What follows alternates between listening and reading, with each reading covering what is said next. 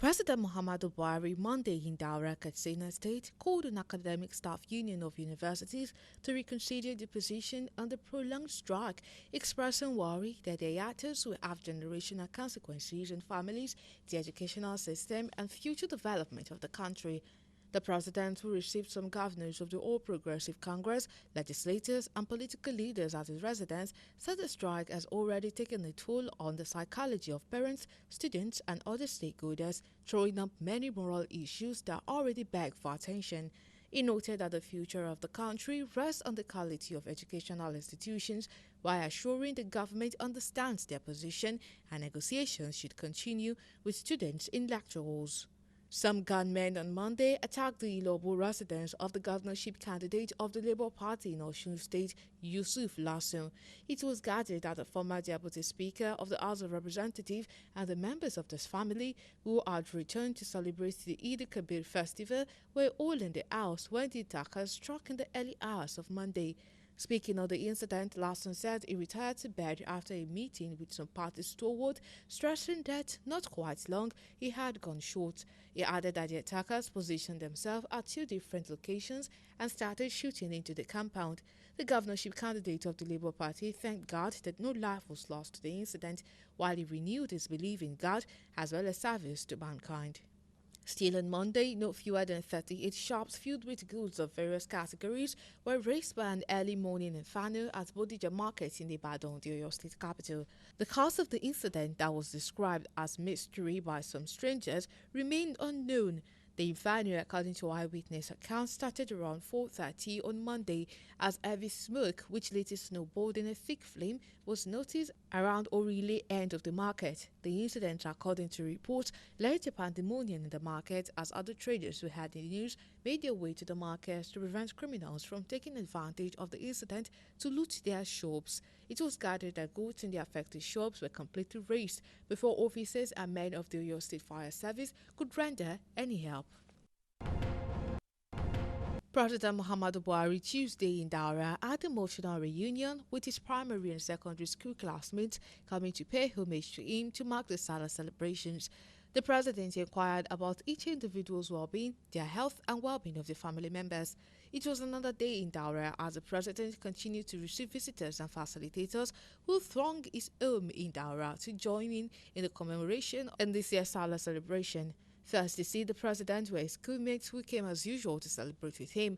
The later schoolmates exchanged pleasantries and shared experiences of good old school days. While they chatted and talked about the school days and shared lots of memories, the president thanked them for their respect and feeling for him, which they have retained over the time. The leader of the class association, Senator Habba Ali, who spoke after the meeting, commended the sacrifices the president had been making and urged him to remain focused on the nation, which he said was more important than all else. Also on Tuesday, the Independent National Electoral Commission (INEC) has vowed to ensure a transparent and credible election in Osun State. INEC Chairman Professor Mahmood Yakubu stated this on Tuesday while addressing a gathering at a stakeholders meeting in Osogbo, the state capital. Professor Mahmood Yakubu said the Commission has listed to stakeholders across the board who emphasize transparency, inclusivity, and credibility of the election, as well as security and peaceful conduct of the exercise. He assured political parties, candidates, and electorate that the choice of who becomes the next governor of Osun State is entirely in the hands of the voters. According to him, the electoral umpire has successfully implemented 12 out of 14 activities contained in the timetable and schedule of activities for the election. Still on Tuesday, the governorship candidate of the People's Democratic Party in Lagos State, Oladeji Adeniran, has announced popular actress Funke Akindele as his running mate for the 2023 general election. Adeniran, fondly called Jan Dole, unveiled the Lagos-born actress on Tuesday as the duo staged the rally alongside supporters across the street in the Ikorodu area of the state. Jan Dole will also announce the choice of Akindele as the PDP deputy governor candidate in a series of tweets, urged the residents of Lagos to work with them. Stressing that the actress would add more value to his candidacy, he explained that he took the decision based on clear understanding of the tasks ahead and need to work with co-visionary with shared vision for the emancipation of the good. According to the PDP flag bearer, the journey demands focus, resilience, and tenacity, and Akindele is large-hearted with a well-known history of service and advocacy. Stakeholders and political candidates in the Osun gubernatorial election were on Wednesday urged to demonstrate all-round commitment to conducive environment for peaceful conduct of the July 16 election. This admonition was given in Osogbo during the signing of Peace Accord organized by National Peace Committee for candidates contesting in the Osun 2022 gubernatorial elections. Heads of service operatives, traditional rulers led by Ooni of Ife, and key officials of INEC were in attendance at the peace badge signed by 13 out of the 15 candidates contesting the election. Speaking, the convener of National Peace Committee, Dr. Bishop Matthew Kuka, noted that credible election under peaceful atmosphere remains a pathway to the sustainability of the tenets and growth of democracy, as well as unity and corporate existence of the nation. Also on Wednesday, the chairman of the Academic Staff Union of Universities ASU UNILAG chapter, Professor Dele Ashiru, have shown total dissatisfaction towards federal government's refusal to reconsider the demands of the union so as to put an end to the incessant strike in the country. Professor Ashiru found that federal government's refusal to revisit the 2009 renegotiation agreement between the federal government and ASU. According to him, the Integrated Payroll and Personal Information System (IPPIS), which was conceptualized in October 2006 by the federal government, is a scam. He questioned federal government's refusal to adopt the implementation of the University Transparent and Accountability Solution (UTAS). Ashiru added that other demands not addressed by the federal government are the renegotiation of conditions of service, injection of revitalization funds, payment of hand academic allowances, and many more. Still on Wednesday, the Inspector General of Police IGP Usman Kali Baba ordered a total ban on all use of police spy vehicle number plates by vehicle owners across the state of the Federation without exceptions. This is irrespective of whether it is authorized or not, as all authorizations are hereby revoked indefinitely. Force Police Public Relations Officer CSP Muyiwa Adejobi in a statement said the order is necessary to forestall the continuous disregard for traffic rules and regulation and order extends law guiding road use by individuals hiding under the privilege of spy police number plates. The IGP has therefore directed that police officers and officers of other security agencies attached to VIPs who use the spy number plate should ensure prompt compliance with the directive or risk being arrested for violation of the order.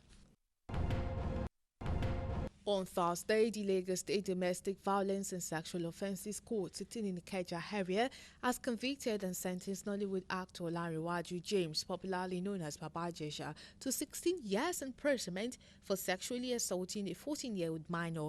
Justice Oluwatoyin Taiwo, in a judgment that lasted 2 hours, also convicted Baba Ijesha of 4 out of 6 counts for which he was charged. During the proceedings, while giving justice, Justice Taiwo held that Baba Ijesha is found guilty of indecent treatment and sexual assault of a minor between year 2013 to 2014. He was accused of sexually molesting an adopted daughter of another colleague, Damilola Adekoya, also known as Princess. Among the 6-count charge, he was only found guilty of 4 counts. Among the 4-count charges, he was found guilty of counts 4 and 5, and he was accused of again indecently touching the same minor and sexually assaulting her 7 years later by rubbing her body and sucking her fingers. President Muhammadu Buhari on Thursday in Jaji, Kaduna State celebrated the sacrifices and successes of the Nigerian military in defending the country courageously.